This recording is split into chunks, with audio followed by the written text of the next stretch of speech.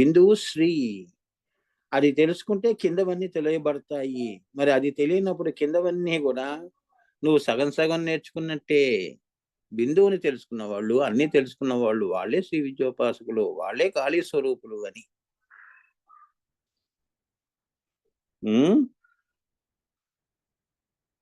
ఈనాడు మనము ఆకాశంలో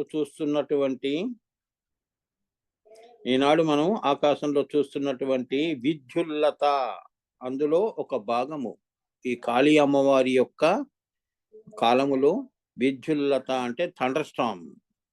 ఆకాశంలో వర్షాకాలంలో థండర్ స్టార్మ్స్ వస్తాయి చూడమ్మా, అది కూడా అమ్మవారి యొక్క స్వరూపంలో ఒక భాగం అది. అక్కడికక్కడే ఆమె ప్రత్యక్షం అవుతుంది. అవునా?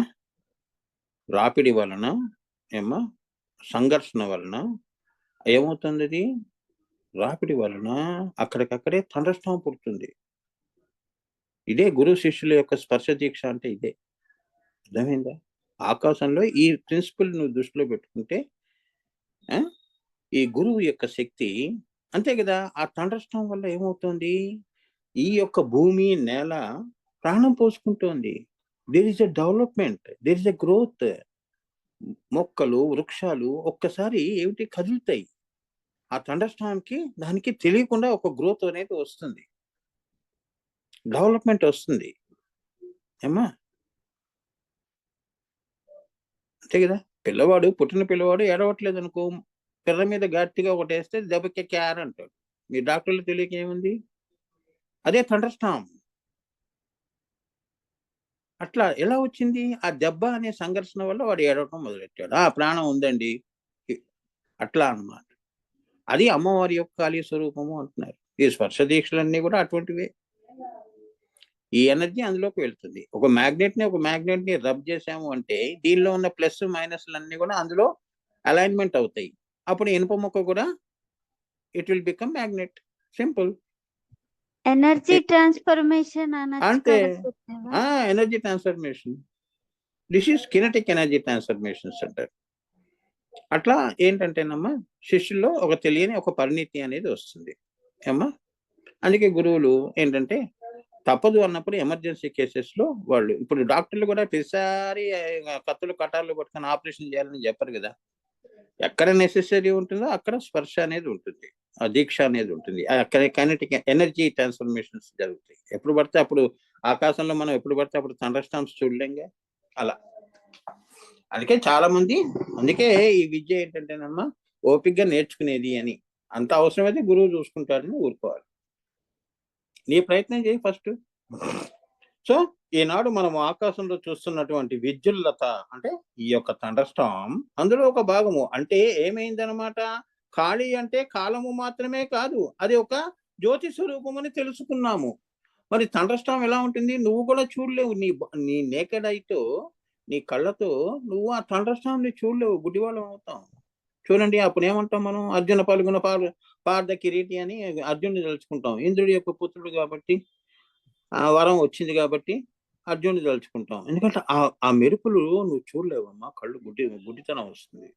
అమ్మవారి దర్శనం కూడా అలా ఉంటుంది అని చెప్తున్నారు. ఆమె జ్యోతిస్వరూపము. అలా నీ వెంట తిరుగుతూ ఉంటుంది. నువ్వు ఉపాసకురాలు అయితే నీ పైన ఆకాశంలో ఆ థండర్ స్టార్మ్ ఆ జ్యోతి రూపంలో ఉంటుంది. నీకు ఏదైనా ఎవరైనా అపకారం చేశారంటే ఆ థండర్ స్టార్మ్తో వాడు మాడి మసైపోతాడు. అది చెప్తున్నాడు. సో అటువంటి అంత పెద్ద పెద్ద ఎనర్జీస్ కదన్నా. అలాంటప్పుడు నువ్వు మంత్ర బలం ఉండాలి, గురువు యొక్క కృప ఉండాలి. ఇవన్నీ పెట్టుకొని ఈ విద్యల్లోకి వెళ్తే నీకు క్షేమదాయకం అని చెప్తున్నారు. గుడ్డిగా వాడోడే చెప్పారని ఇంట్లో కూర్చొని చేసావు అంటే మటుకు ఆ ఎనర్జీ నెగిటివ్ గా వచ్చింది అంటే మహంకాళి అమ్మవారే మళ్ళీ నీకు కాళీ రూపంలో నేను తీసుకెళ్ళిపోతుంది. అందుకే ఈ విద్యలు ఏంటంటే ఒక క్రమ పద్ధతి అనేది ఉంటుంది, మెథడాలజీ అంటారు. You have to follow that methodology is with the gurus. అందుకే ఇటువంటి విద్యలు ఎక్కడ పడితే అక్కడ నేర్పించరు, గురువులనే ఆశ్రయించారు. చాలా అలా అంటే కాళీ అమ్మవారి వరకు చెప్తున్నాను. ఇంకా మిగతా అమ్మవార్లవి అది ఆ అమ్మవార్లు వచ్చినప్పుడు అప్పుడు మాట్లాడదాం. ముందు కాళీ అమ్మవారి గురించి అవగాహన చేసుకోండి.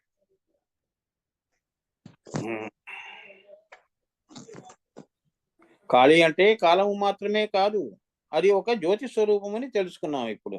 అమ్మవారు కాలమే కాదండి, కాలాన్ని క్రియావంతము అంటే ఏంటి? కాలాన్ని మంచి కాలము, చెడు కాలం అనేది లేదు. ఈ కాలాన్ని నీ యొక్క ఇప్పుడు నువ్వు కాలాన్ని బట్టి నువ్వు ఎదుగుతున్నావు. యవ్వనము, కౌమార్యము ఇలా అన్నీ ఉన్నాయి గదా! చెట్లు గూడా మొక్కలు వృక్షాలవుతున్నాయి. ఇవన్నీ కాలానుగుణ ఇదంతా గూడా అమ్మవారి యొక్క భాగములో ఉంటాయి. క్రియ అంతా గూడా ఇచ్చా జ్ఞాన క్రియాశక్తి అంతా కాళీరు అమ్మవారి చేతిలో ఉంటుంది అని పెడతారు. నీకు మంచి టైం రావాలన్నా, చెడు టైం అన్నా ఏదైనా గూడా ఆ! ఆ తల్లి చేతిలో ఉంటుంది. హ్మ్. అదే ఏ రూపంలో ఉంటుంది?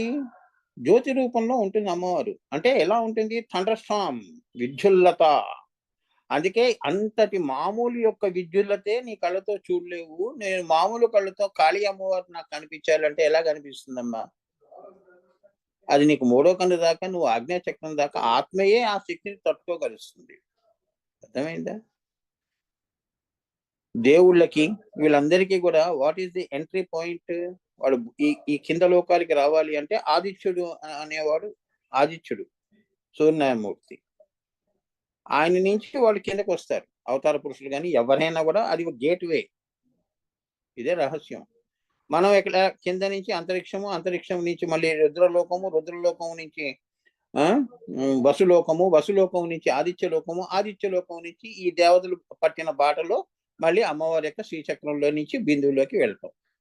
ఇలా ఉంటుంది. ఈ రాకపోకలనేవి ఇలా ఉంటాయి. ఇది చిన్నగా చెప్పాను. ఇది జస్ట్ మీకు అండర్‌స్టాండింగ్ పర్పస్. కావాలి అంటే మీరు సైంటిఫిక్‌గా ప్రూవ్ చేయండి. మీరు నిజంగా తెలియగలవారు సైంటిస్టులు అంటే నేను చెప్పిన ఈ 4th డైమెన్షన్స్. ఇప్పుడు మనిషి పోయిన తర్వాత ఎక్కడికి వెళ్తాడు అని అంతరిక్షము. అంతరిక్షంలో ఎంతకాలం వాడు తిరుగుతాడు? ఆ! దాని తర్వాత మళ్ళీ వాడు అప్‌గ్రేడ్ ఎప్పుడవుతాడు? రుద్ర లోకంలోకి ఎప్పుడు అడుగు పెడతాడు? అక్కడి నుంచి మళ్ళీ అక్కడ లోకంలో ఏం జరుగుతుంది? అవన్నీ గూడా నేను ఊర్ధ్వ లోకాల్లో జరిగేవన్నీ తర్వాత క్లాస్‌లో జెప్తాను. తర్వాత వాడు గనక మంచిగా ఉన్నాడంటే వాడికి అప్‌గ్రేడ్ జేసి విష్ణు లోకంలో ప్రవేశపెడతారు. ఇంకా వాడు ఏ కోరికలు కిందకి పెట్టుకోకుండా ఉట్టి ధ్యానము, యోగం అంటే సంకల్పాలు లేని స్థితి వచ్చే వరకు గూడా నిన్ను ఆదిత్య లోకంలో పంపించరు. అంటే నాకే సంకల్పము లేదు. నాకు కష్టము లేదు, దుఃఖము లేదు. తటస్థంగా ఉండాలన్నమాట. అటువంటి వాళ్ళు ఆదిత్య లోకాల్లో ప్రవేశం చేస్తారు. ఇంతో అంతో జ్ఞానం, యోగం చేసుకుంటారు. గురు కృపతో వెళ్ళిపోతారు. అదే జీవన్ముక్తి. ఏమి చేసుకోకుండా నాకు దేవుడొచ్చి తీసుకెళ్తాడు. ఇవన్నీ చిన్న పిల్లలు ఆలోచన చేసేవి చేయకూడదు. ఏమ్మా? లోకాలు గదమ్మా! నువ్వు ఎలా ఊహిస్తే అలా సృష్టి జరగదు. ఆల్రెడీ జరిగి ఉన్న సృష్టిలో నువ్వున్నావు. ఏమ్మా? నువ్వేం చేస్తున్నావు? కలలు కంటున్నావు. ఆ కలలు కనే లోకాలన్నీ కూడా చైతన్యవంతంగా ఆ కలల్లో కూడా అమ్మవారే మళ్ళీ కాళీ. చెప్తాను స్థూలము, సూక్ష్మము, సూక్ష్మతరము, సూక్ష్మతమము వరకు అమ్మవారు నీలో ఎలా వ్యాపించి ఉన్నదో చెప్తున్నాడిప్పుడు. ఆ! ఆ కళలో నుండే సృష్టిని పరిణామ లక్షణాన్ని వచ్చింది. ఆ కళ నుంచి ఏమొచ్చింది? సృష్టి పరిణామం వచ్చింది. అంటే ఏంటంటే పరాశూన్యము, అవ్యక్తాకాశము, మహదాకాశము, అహంకారాకాశ, తన్మాత్రాకాశ, భూతాకాశ, నామ రూప సృష్టి, aquatic animals, unicellular organism to multicellular organisms. తర్వాత యానిమేట్ టు ఇన్యానిమేట్, ఇన్యానిమేట్ నుంచి యానిమేట్, యానిమేట్ నుంచి మళ్ళీ వీడి యొక్క ఎవరు మానవ ఇది టెరెస్ట్రియల్ జంతువులు వచ్చాయి. నీటిలోనూ ఉంటాయి, భూమి మీద ఉంటాయి. నీటిలో ఉండేవి చేపలు ఇవన్నీ అక్కడే ఉంటాయి. ఇట్లా నెమ్మదిగా ల్యాండ్‌లో మళ్ళీ హ్యూమన్ బీయింగ్స్, ఏప్స్ అవన్నీ గూడా మీకు ఆ పరిణామ దశలన్నీ గూడా చెప్తున్నాడు. మీరు చదివిన చదువులన్నీ ఒక్క వన్ షాట్‌లో ఇందులో వచ్చేసాయి. ఏమంటున్నాడు? ఆ కళలో నుండి సృష్టి పరిణామ లక్షణం వచ్చింది అన్నాడు. ఒకటే వన్ వర్డ్. లేకపోతే పరిణామం ఎలా వస్తుంది? డార్విన్స్ థియరీ ఏంటి? డార్విన్ ఏం చెప్పాడు? మనిషి మనిషిగా పుట్టాడా? పుట్టలేదన్నాడు వాడు. అవునా? ఏప్స్ నుంచి మనం ఏంటంటే నెమ్మదిగా పరిణామం జరిగింది. ఆ పరిణామాన్ని మనం గమనించలేము అన్నాడు. నాలాంటి వాడు ఒకటే అంటాడు. Can we observe? ఎలా ఏ దశలో అది పరిణామం చెందుతుంది అంటే పెరుగు ఇప్పుడు పాలు పోసాం కదమ్మా, పాలు తోడు పెట్టంగానే పెరుగు ఎప్పుడవుతుంది అనేది ఎవడు చెప్పలేడు, అది అయిపోతుంది అంతే, అది ఎవడు చూడలేడు కూడా. అదే మీరు సైంటిస్టులు, మీ చదువుకున్న స్టూడెంట్స్, సైన్స్ స్టూడెంట్స్ ఇవన్నీ ఆలోచన చేయాలి. అసలైన ఎక్కడ రీసెర్చ్ చేయాలో అవన్నీ వదిలేస్తారు, వాడోడో చెప్పినాం కానీ దాని మీద రీసెర్చ్ అనేది మొదలెడతారు. చెప్పండి మరి, నీ యొక్క బాల్యావస్థ నుంచి యవనావస్థలో వస్తున్నావు కదమ్మా, ఆ పరిణామ దశను నువ్వు ఎప్పుడైనా గమనించావా? గుర్తులేదండి, అది నీకు చెప్పి రాదు. ఎప్పుడు మారుతుందో అనేది కూడా నీకు తెలియదు. ఆ పరిణామ లక్షణాలన్నింటినీ సృష్టిలో తీసుకొచ్చే శక్తి ఏదైతే ఉందో అది ఖాళీ. అర్థమైందా? అది కాళీ అమ్మవారు. అందుకని కృప, అమ్మవారికి కృప ఉండాలి కాళీ అమ్మవారి. కాలం యొక్క స్వరూపం ఏమిటంటే, ఈ కాలము దీని స్వరూపం ఏమిటి? టైం యొక్క క్యారెక్టరిస్టిక్స్ ఆఫ్ టైం చెప్తున్నాడు. ఎన్ని కాలాలు ఉంటాయో అనేది నేను లిస్ట్ ఇస్తానమ్మా, నా చేతిలో రెడీగా ఎక్కడ ఉండవు ఎప్పుడు. నాకు ఎవరో ఒక అసిస్టెంట్ ఉంటే గానీ నాకు ఇక్కడ పెట్టంగానే టక్కని చదివి చెప్పేస్తా ఎన్ని కాలాలు ఉన్నాయో. కానీ ఇక వీళ్ళు చెప్పిన ప్రకారంగా ఏంటంటే, అది కూడా నాన్నగారే చెప్పారు, ఎన్ని కాలం time in how many types time has been divided. నువ్వేమనుకుంటావు? భూత, భవిష్యత్, వర్తమానము, ఆది, మధ్య, అంతము, ఈ యొక్క టైం గురించి నీకు తెలుసు. కానీ ఇంకా లోపల సూక్ష్మంలో కూడా కాలం ఉన్నది. కళలు అంటూ ఉంటావు, అదొక కాలం. మనస్సుతో ఒక కాలం ఉంది, ఊహల్లో ఒక కాలం ఉంది. అట్లా చెప్తున్నాడు, ఇంకా చాలా అందంగా చెప్తాడు. అది నేను ఆ లిస్ట్ తీసి నేను ఇంకో క్లాస్లో చెప్తానులే, అవన్నీ రాసుకోండి. కాలం ఎన్ని రకాలుగా ఉంటుంది, మీ గురువుగారు ఇవి కూడా చెప్పారు. ఆ లిస్ట్ అంతా చూపించండి అందరికి. రేపు మీకు అది నేను ఆ లిస్ట్ ఇస్తాను, కాలము ఎలా ఉంటుంది, ఆ కాలం యొక్క స్వరూపం ఏమిటంటే, పించ్ అవుట్, ఇదే నాన్న. ఎస్, కాలము ఒక మాయాజాలం నాన్న. Very good. ఎవరు పెట్టారు? ఎవరు నాన్న పెట్టింది? మీరు ఇచ్చారు గురుదేవా, ఇది కొంచెం పెద్ద గురుదేవుడు. అవునన్న, నేను అడిగింది ఇదే, నేను అడిగాను. చూసావా, నాకు టైంకి డాక్యుమెంట్ ఉంచు నాన్న, అది డాక్యుమెంట్ చదువుతాను. కాలము అందరికి వినిపిస్తుంది కదా, చూడండి. కాలము అంటే కాళీ అమ్మవారి ఎక్కడెక్కడ ఎంత సర్వవ్యాపిగా ఉందో చెప్తున్నాడు. కాలము ఒక మాయాజాలము అన్నారు ఏమా. కాలము ఈశ్వరేచ్ఛ స్వరూపము, ఇచ్ఛ. ఈ కాలము అతీత కాలము, కాలాతీతము, పరాకాలము, అవ్యక్త కాలము, మహాకాలము, అహంకార కాలము, పంచ తన్మాత్ర కాలము, లేదా హిరణ్య గర్భము అంటే మహదాకాశం దగ్గర, అక్కడ వరకు కాలం చెప్పాడు. తత్వమునకు కాలము 36 తత్వాల్లో కాలం ఉన్నది, అవునా? అలానే నామ రూపాత్మక కాలం ఒకటి ఉంది, అంటే మనం పెట్టుకున్న టైము. ఎప్పుడు జరిగింది ఈ పని? నిన్న జరిగింది. అట్లా నామ రూపాత్మక కాలము. ఇంకోటి 10 దృశ్య, దృగాతీత, మౌన, ఖండ, పరచితి ఒక కాలము. దేశకాల చైతన్యాల్లో ఇరుక్కుపోయిన కాలము ఒక మాయాజాలం. చూసావమ్మా? సో నామ రూపాత్మక భావన విభూతిలో కర్మ, జ్ఞాన, భక్తి, వైరాగ్య, మంత్ర, యంత్ర, తంత్ర, యోగ, ధ్యానాల్లో రమించే ఆత్మకి అనుభూతినిచ్చేది ఈ కాలము. అదొక కాలము.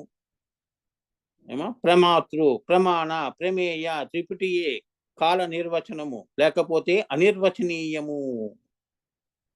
ప్రమాత, ప్రమాణ అంటే త్రిపుటి ఉన్నంత వరకు కాలము, దానిపైన ఏమున్నది? అనిర్వచనీయమైన ఆనందము. మనస్సుని, కాలాన్ని ప్రత్యక్షంగా ఎవరూ కొలవలేరు. అది ఈశ్వరుడి యొక్క, అమ్మవారి కాళీ అమ్మవారి యొక్క, కాలుడి యొక్క రూపము. సో కాలము ఒక మాయా, మనసు ఒక మహేంద్ర జాలము ఏమ్మా. అలానే బిందు కాలము, స్పంద కాలము, ప్రతిస్పంద కాలము, ఇది కాల త్రిపుటి ఏమ్మా. అలానే అక్కడ ఒక కాలం ఉందమ్మా. ఇప్పుడు నేను ఇంట్రడక్షన్ లో చెప్పాను చూడండి, బిందు, స్పంద, ప్రతిస్పంద అని చెప్పాను కదా. బిందు కాలము, మరి అమ్మవారు స్పందించడం ఎంత టైం పట్టింది, అదొక కాలము. అలానే స్పంద కాలము, స్పందించడంలో ఎంత కాలము. ప్రతిస్పంద కాలమే, అది మళ్ళీ ప్రతిస్పందం ఎప్పుడైంది, అది దాన్ని కాల త్రిపుటి అంటారు. ఇదే గాయత్రి అంటారు నాన్న. అలానే అది మహామాయ దేశ చైతన్యాల యొక్క పరివ్యాప్తి. ఆ వ్యాప్తి ఆది మధ్యాంతంలో ఉంటుంది. సో రూపాత్మకంగా ఉంది. సో భావాభావ విభావని అని బ్రహ్మ అక్కడ సరిగ్గా అర్థం కాలేదు గురుదేవ. మేబీ ఇది కరెక్షన్. భావాభావ విభావని అని అమ్మవారిని బ్రహ్మాని ఆ తల్లి అక్కడ ఉంది అని. ఏమ్మా, వెరీ గుడ్, చదివేశానమ్మా. థ్యాంక్ యూ నాన్న. చూసారా, ఇప్పుడు కాలము ఇప్పుడే లిస్ట్ అది ఫార్వర్డ్ చేయను అన్న అందరికి.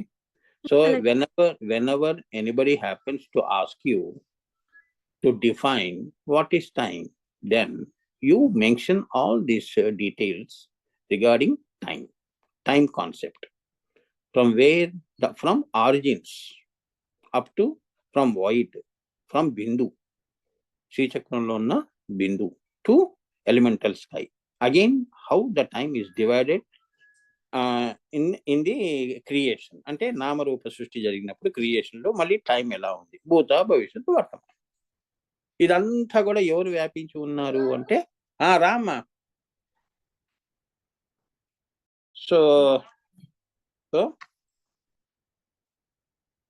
సో ఇది పరిణామ లక్షణం వచ్చింది. కాలము యొక్క స్వరూపం ఏమిటంటే ఆది మధ్యాంత అంతము, ఉద్భవింపజేయుట, స్థితిని కల్పించుట, దాన్ని మళ్ళీ తనలోకి లయము చేసుకునుట అన్న 3 లక్షణములు కూడా పరిణామాలని కలిగిన కళ పేరు కాళి.